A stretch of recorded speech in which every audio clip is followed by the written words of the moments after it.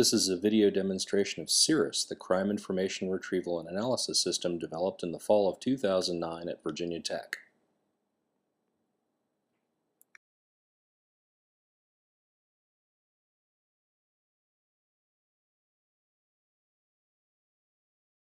On the left side of the screen, we have the query input panels, including the textual input panel, which allows us to enter text search terms.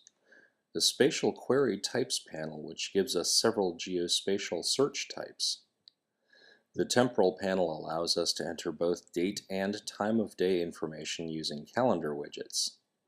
Next, we have the two pre-canned queries that use clustering to determine the safest and most dangerous areas.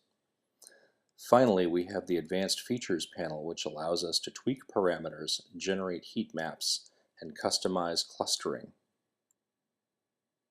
On the right side of the screen, we have the query output screens. We're using Google Maps as our map display, and you may choose from several map types. We also have a tabular results display and an analysis tab, which features charts and graphs which can be generated.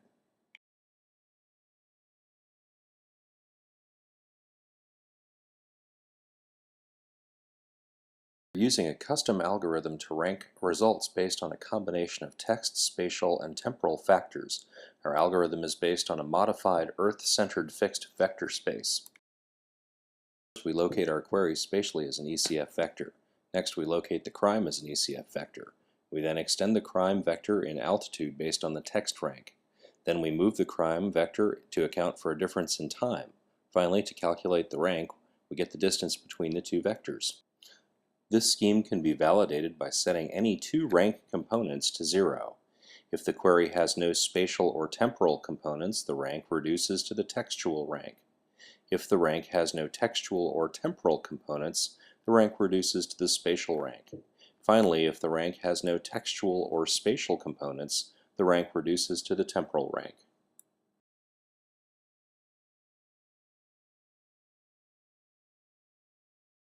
To run a query in CIRAS, you enter search parameters into the input panels. I'm going to look for stolen iPods in a geographic area. First, I'll type my search terms, iPod stolen, into the text box. Next, I'll select an "In this box" from the spatial panel, and I'll draw a box on the map.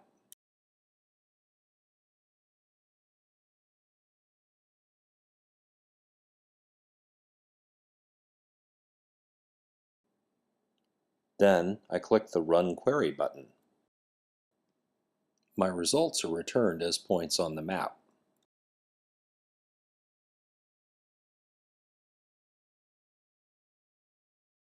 I can click on points on the map to get additional information about that particular crime.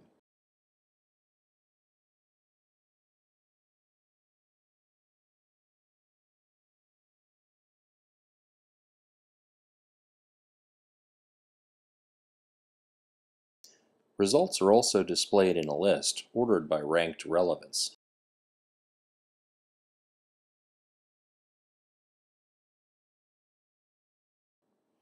CIRAS also allows the user to display statistics about the crimes they are querying with various charts and graphs.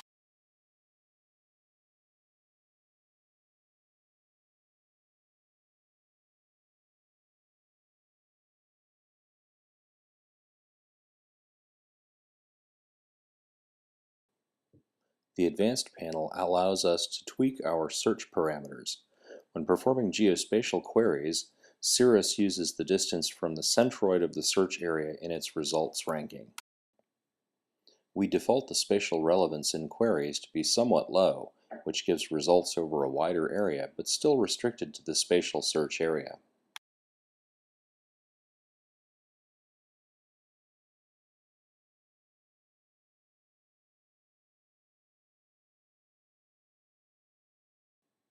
We can show how this affects the search by reducing the relevance of textual terms and boosting the spatial terms. Our results will cluster around the centroid of our search area.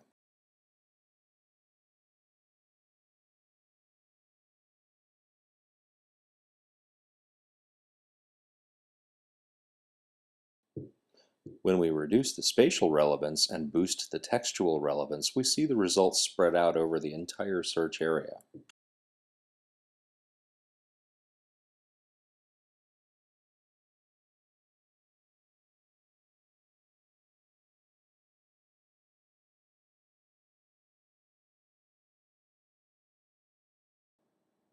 We can also add temporal components to our queries by entering date and/or time parameters into the temporal panel.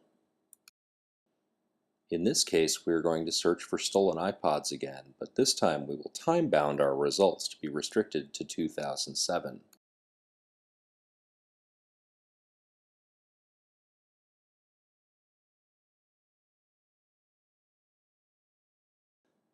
I'm going to select a start date of January 1st, 2007 and an end date of December 31st, 2007.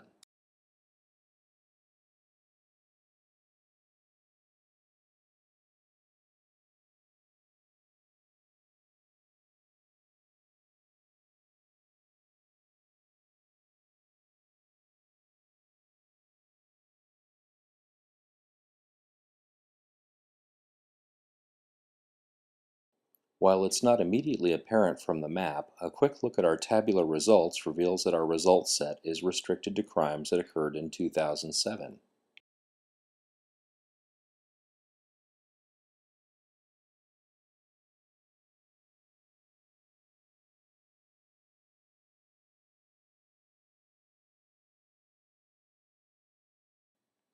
STING, or the Statistical Information Grid, is a gridding approach to spatial data mining. Areas are divided into rectangular cells which are stored in quad trees. Each cell has a minimum value, maximum value, an average, and a standard deviation. This method can be used to find spatial clusters of crimes. We use STING in our pre-canned queries to determine safe and dangerous areas.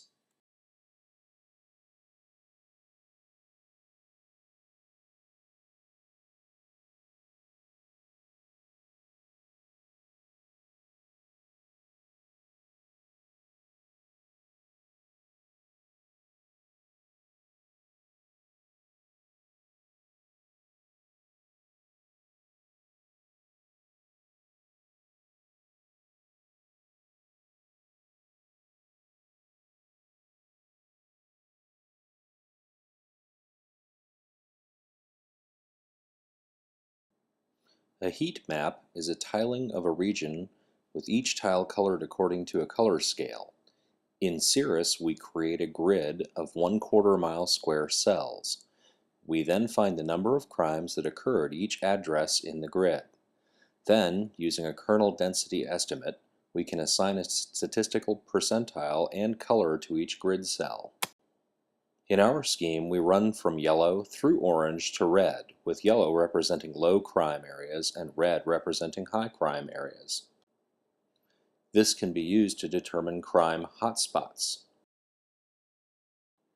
Knowing the hotspots can allow police forces to better allocate limited resources.